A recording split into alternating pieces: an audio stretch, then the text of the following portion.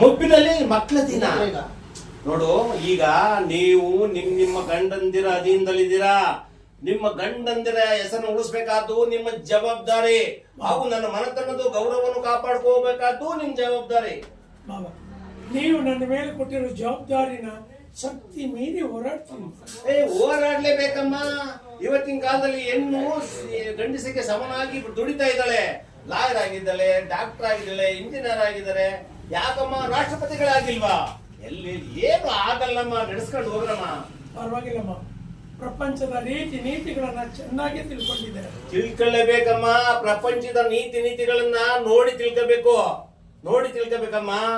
ಯಾರೋ ಹೇಳ್ದಂಗೆ ನಾವು ಕೇಳ್ತಾ ಹೋದ್ರೆ ಅದಾಗಲ್ಲಮ್ಮ.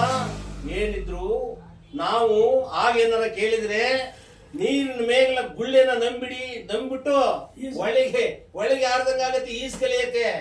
ನಮ್ಮ ಬುದ್ಧಿ ನಮ್ಮ